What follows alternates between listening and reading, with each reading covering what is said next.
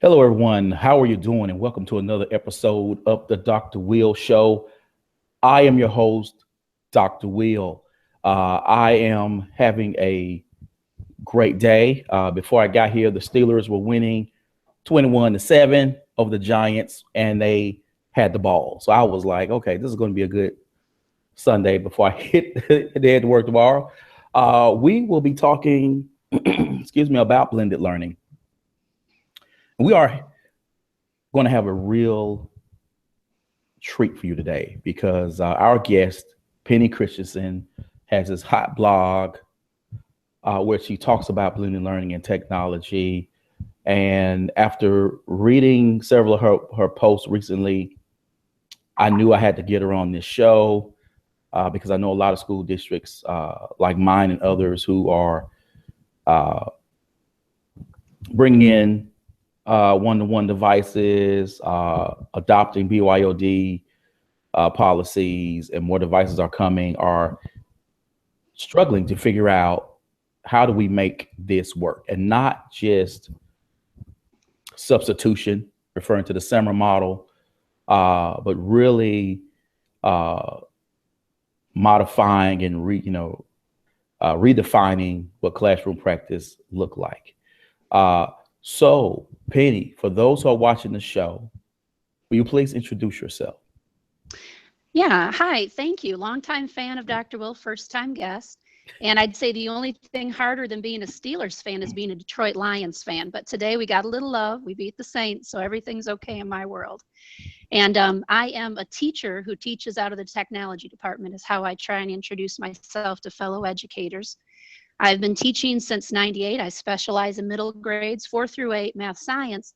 But I had an awesome opportunity in 2009 to be picked up as a district e-learning specialist in Hall County, Georgia.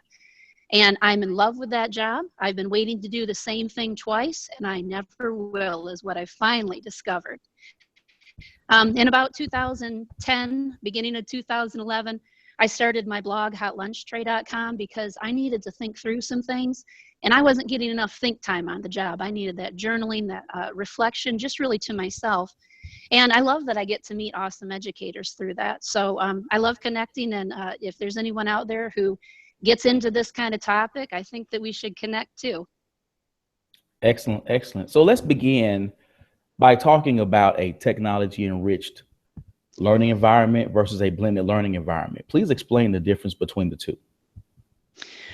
Right. I think this is a really common question, and sometimes educators are a little intimidated. They think, golly, should I already know this? Maybe I shouldn't be asking this question. But I like to kind of point you back to a couple definitions. When I talk about blended learning, I always reference the Sloan Consortium. In 2007, they put out a quote that's still really pertinent to me, where they talk about blended learning being when you have between 30 and 79% of your content available online. And then the Christensen Institute, of course, talks about those the student control over time, place, the path and the pace, which a classroom teacher doesn't always get to vary all 4 of those. But what they can have control over is, can I put maybe 30% of my content online? And most people say, yes, I can do that. So that would be blended learning. Now, when we talk about that tech-enriched environment, we're really talking to me about things like a SAMR model, and I like to look at SAMR on a per lesson basis. I never want someone to feel pressure that they always have to be redefining their practice, because I'm exhausted just thinking about that. But really, when we see people who maybe get confused and say, I'm doing blended learning, what they might really be doing is that tech-enriched learning. And they might be doing substituting. Look, I've put this worksheet online. Or they might say, look, I've taken this worksheet and we've changed it a little bit, made it a little bit easier. So they might just be augmenting it. We're referring to that SAMR model that you referred to earlier. And I think that we don't do educators favors when we don't call out the fact that we don't know those definitional differences. And our leaders sometimes have to kind of call us on that, I think, and it's uncomfortable. And I guess I minor and awkward, because sometimes I stop teachers and we talk about, well, what do you mean by blended learning? Here's what I'm thinking of. are you willing to put 30% of your content online? And usually when you ask people, are they willing to do that? They're interested. Yes, I'm willing to do that. And they sometimes think they were burdened with maybe having 30% of their kids on a Chromebook, but it's not really that. That's integrating that tech superficially, I'd say. And sometimes educators get confused. Okay, we're cooking now. So in keeping with that, and teachers hitting these devices and wondering what the holy heck is going on. Mm-hmm. And I've been teaching 15 years the same way. I've been teaching 5 years the same way. How should schools approach the mental and emotional shift that takes place when moving from a traditional lecture, pencil, paper, worksheet learning environment to a digital environment where you have computers, learning management systems, and various other software programs? What are some of the pitfalls to avoid? First of all, you never want a teacher, and you're talking about one teacher in one classroom to feel like this is a really high stakes switch. You are going to have to, in some cases, one-on-one. In some cases, you're going to have to fold them into that PLC, that community, maybe a PLN that, assures them this is not something that you're going to make a huge mistake and, be fired over. But you need people who can show them how. And showing them how looks different for different people. And you usually know different people when you meet them. For some people, they want to see maybe an outline format, an electronic printout of, here's what I do in a unit. Every unit includes this type of introduction. It includes a discussion. It's where I might broadcast something and then bring in a submission, and that's all. Some people need to see a teacher go out and teach that. They say, okay, I see what you say is on her screen for her learning management system, but how does she act in class then? Does that mean she has her feet kicked up, or is she, what is she doing? So some people are going to need to do peer observations. And some people are going to have to write out lesson plans with you. And even at the end of writing that lesson plan, you're going to look at each other and you might have to offer, do you want to watch me teach that first period? You teach it second period. I teach it third period. You teach it fourth period. And you can just see the relief because they're like, yes, I need to see from beginning to end, and I need to try it and feel safe and maybe messing it up, but then know someone can bring it back together. So really that coaching, which Dr. Will, isn't something that federally, state, or locally everyone has built into this plan. Golly, we've got money to buy Chromebooks, but we don't have funding to get enough people in each school, because really that person that you're going to ask to teach your class needs to be someone on your hall, in your building, someone that you already have trust with, because I'm not going to give my babies over to someone from the district office that I don't know.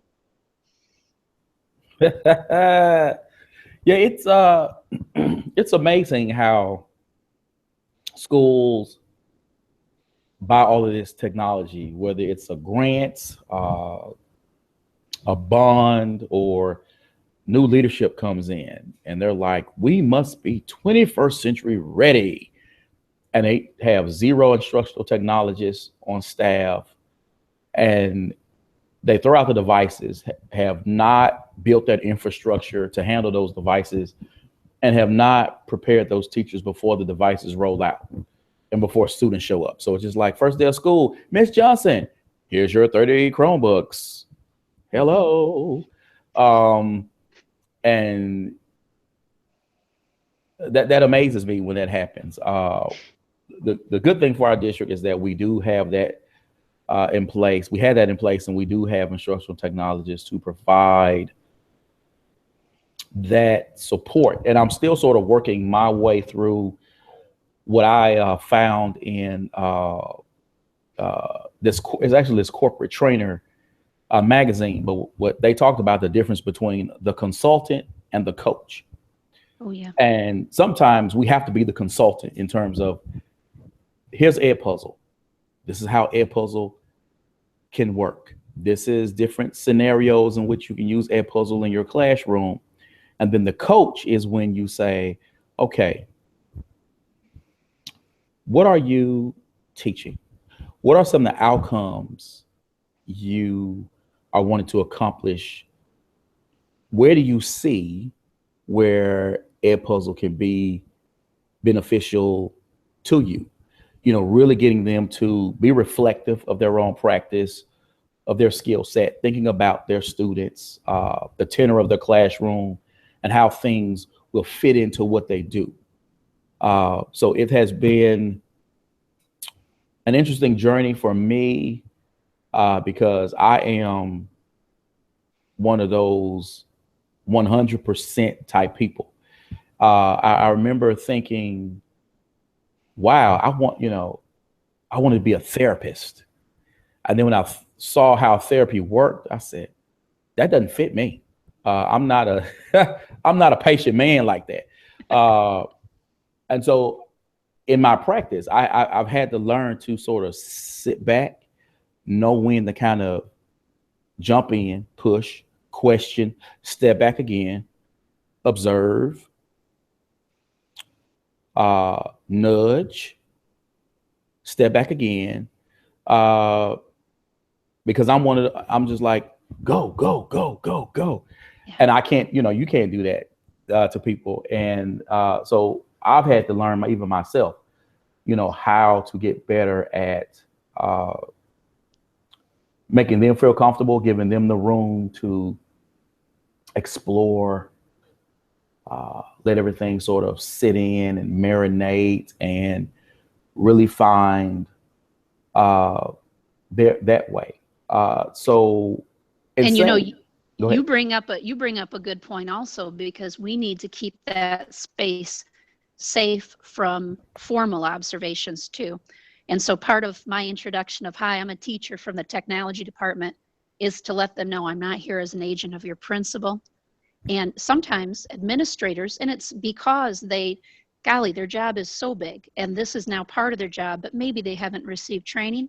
They don't know the difference between a tech-enriched learning environment and blended learning.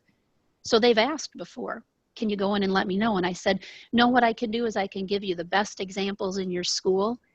And then I'd love to make some appointments to work with people that you see might need help and aren't on that list. Because if they're on both of our lists, I can help. I'm a teacher, I can help, but I don't want to observe.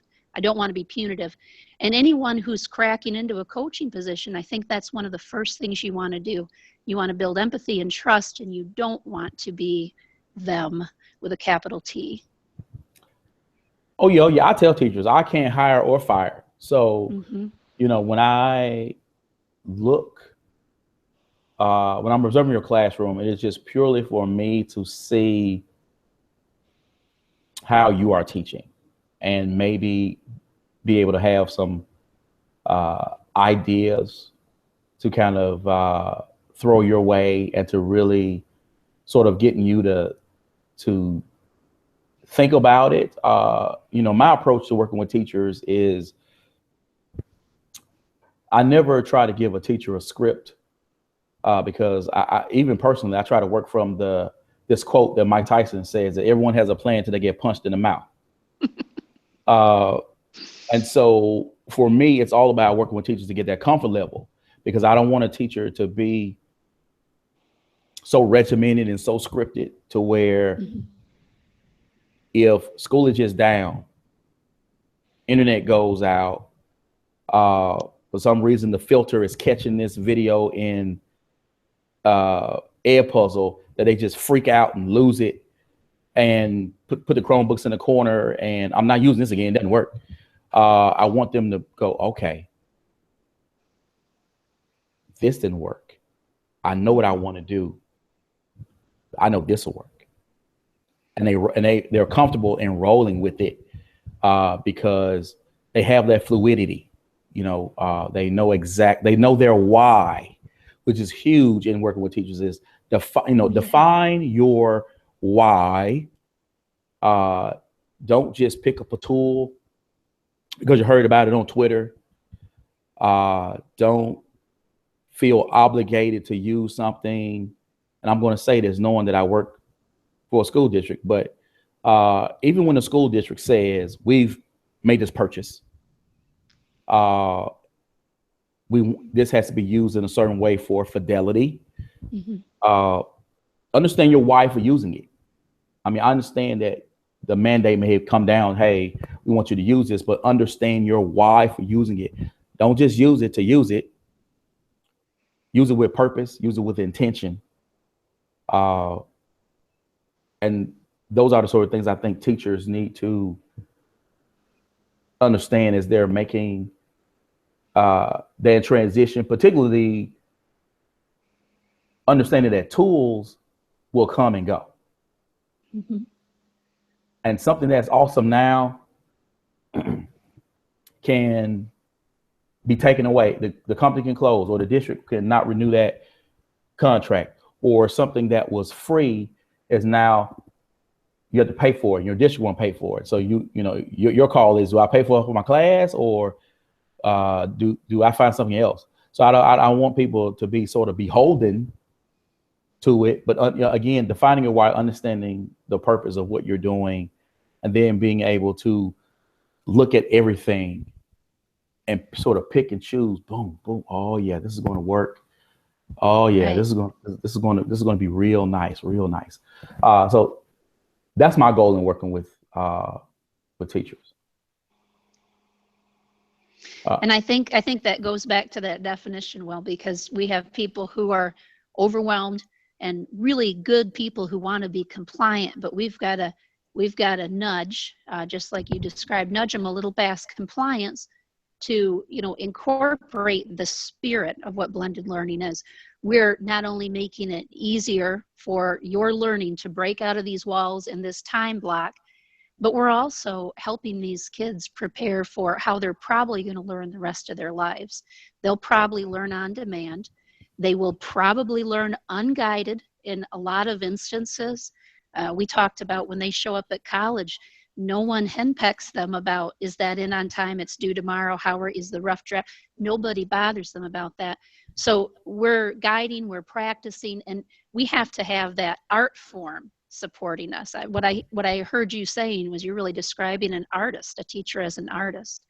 And we've got to open that up to a possibility of students being artists as learners too. Excellent, excellent. So let's talk about professional learning and what teachers need to be successful in developing a culture of innovation, individualized learning, and personalization.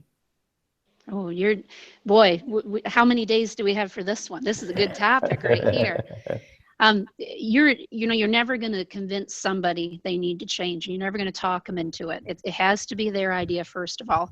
And I'll say that because I know sometimes you work with more than just one school, and I have the option of working with up to 40 schools, which is unmanageable. But I think about it like a buffet, because I can pick teachers at any level, at any school in different geographic areas that want to do that. And because I can't help everybody in the same in-depth way, I'm trying to build up some exemplars that so-and-so might know. Boy, I don't know your neighbor teacher, but once she sees you kill it this way with, like you mentioned, Edpuzzle, or our LMS happens to be Canvas, when she sees that, she's going to want to know. And now I don't have the burden of having to teach every teacher. She knows you better, she'll ask you. And so I'll be honest, it's hard, and I don't feel like I'm doing a Sophie's Choice scenario here, but I try first to work with the people who want to work with me. And that might seem a little harsh, but I'm going to tell you that it magnifies my influence, because those are just the type of people who are willing to change, and change isn't scary for them. And often you find that those people make friends with people who are scared of change. And that trust, that relationship is an asset that I don't have with everyone in my district. We're a medium-sized district for Georgia, but there's a lot of people that I don't know that way. So I'd say if I cherry pick people. Those people have relationships with folks in school on their hall, and I try and broadcast some things that way. But the number one thing for people who are in a compliance mindset is I have to free up time. And freeing up time doesn't always look like, hey, I have a sub for half a day, can you come to the tech center? But it might be, hey, I have a sub for get together with the other ELA teachers from our other 6 high schools, because I can arrange that and I can fund that. And then I can just be there as a resource, because it's not riveting to me to listen to them talk about Shakespeare or the Crucible. But what is riveting to me, and I will perk up when they say, wait a minute, how can we do that? And suddenly I'm in it. And I'm like, well, here's a way for a tool to meet your pedagogical need. I mean, that's it. That's the best that we ever get, right? When someone articulates, here's what I want to do as a teacher for my learners, and then you say, I've got a tool. I mean, that's it. So if you provide them with time and space, and it would be super nice to think that we could all sit at webinars at our desk, but man, if you're at your classroom and a kid walks in and is crying, you're going to drop everything. Those hierarchy of needs just shift as a teacher, just, minute to minute. So I think it's not just providing time, but providing a space for professionals to go to collaborate also.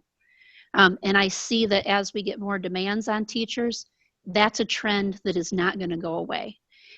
We don't always get money, but when we do, we almost always spend it on substitutes. Excuse me.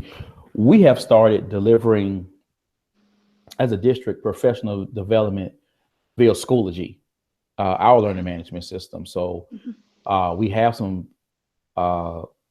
self-directed courses there. So at the district level, the professional development specialist delivered a robust reading course this summer. There's a math course in there as well.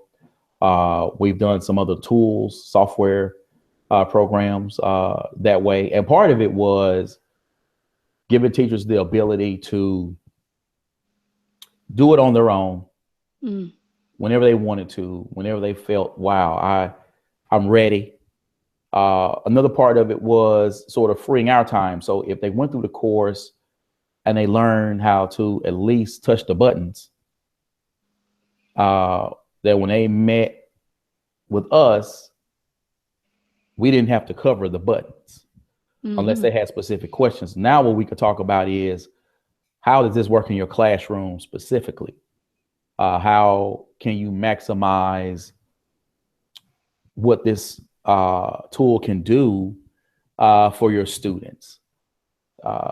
We're still not where we want to be because there are, you always have those teachers who they just jump on board. They're ready. They're like, I want it. Give it to me. I just can't get enough.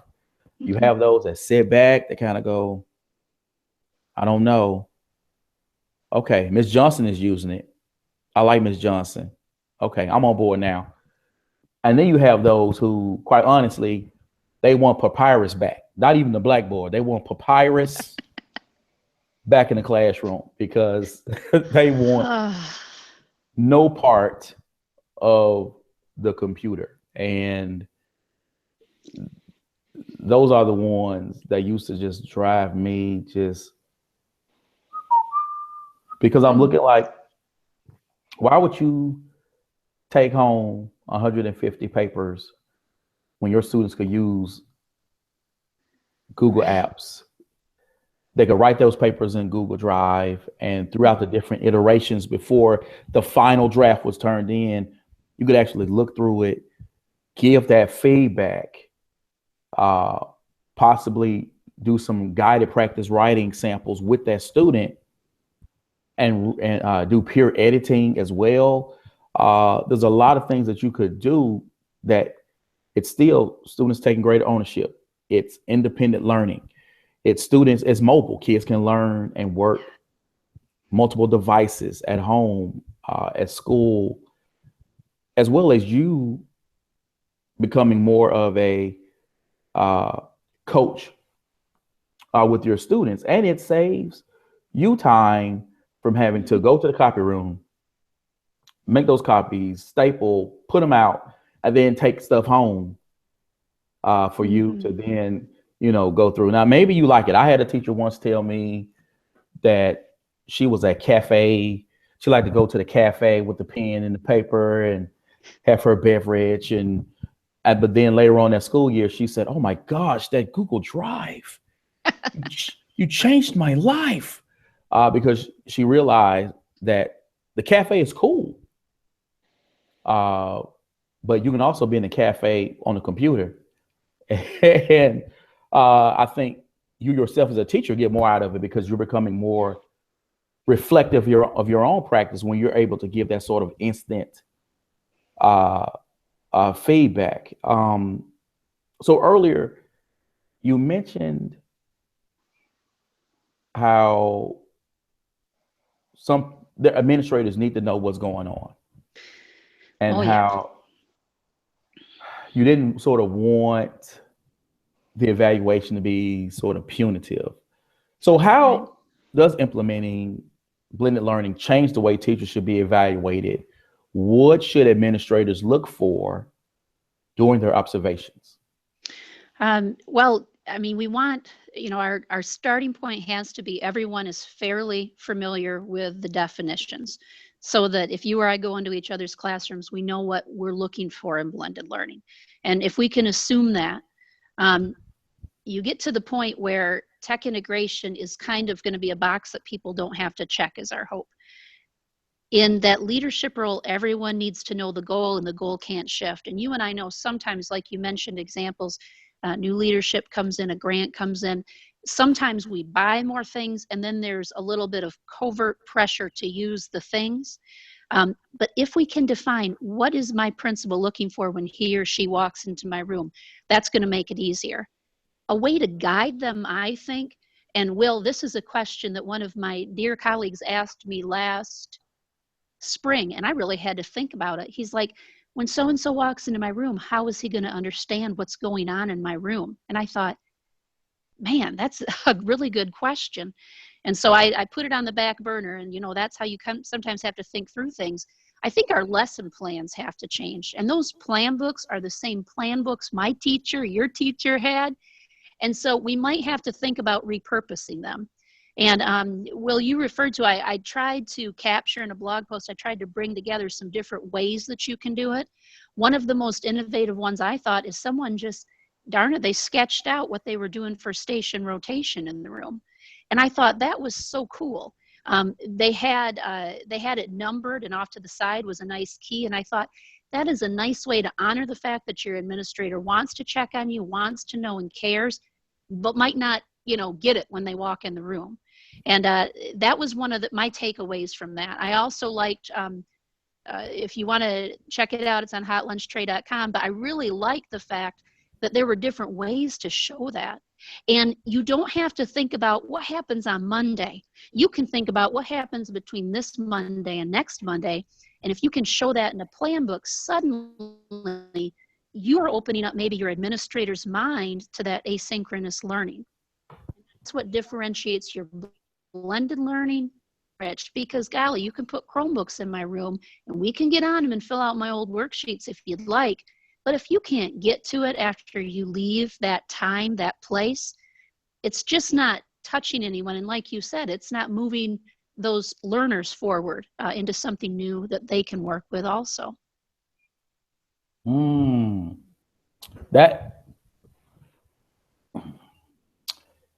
for my teachers who have taken that leap, that was the turning point for them. Having students to be able to, let's say over Christmas break, get into Schoology and do work that they missed, or being able to look at data and say, this group here has certain deficits.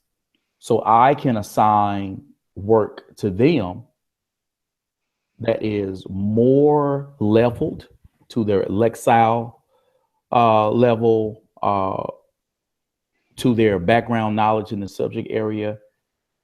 And then these group of students are, I can give them that enrichment because they already have it.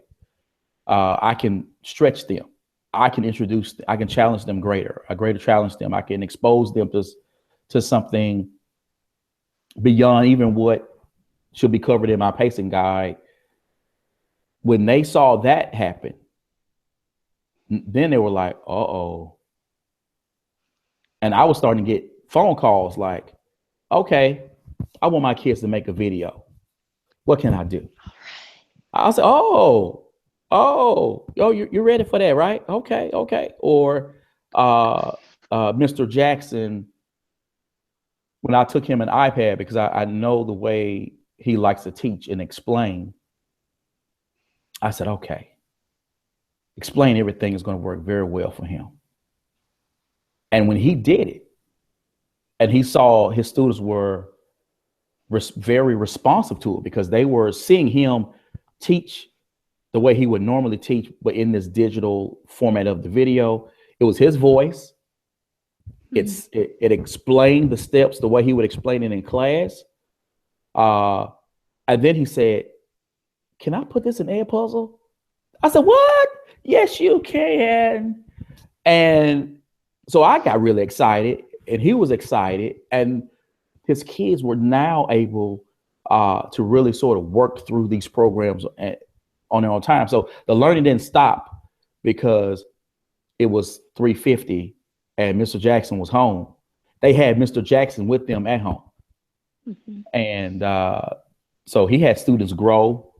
Some students grow double digits in NWA. Oh, that's awesome. Because that, along with that tool and others that he was using, as well as his sort of teaching demeanor, because, you know, he's one of those teachers. He tell a student, my standard is here. I will not lower my standard for you. And the only reason you will not reach this standard is because of your effort. If you put in the effort, you'll reach the standard. And he challenged kids, and kids, you know, not all of them, of course, but he had kids who took up the challenge, and they said, okay, I'm going to meet that standard.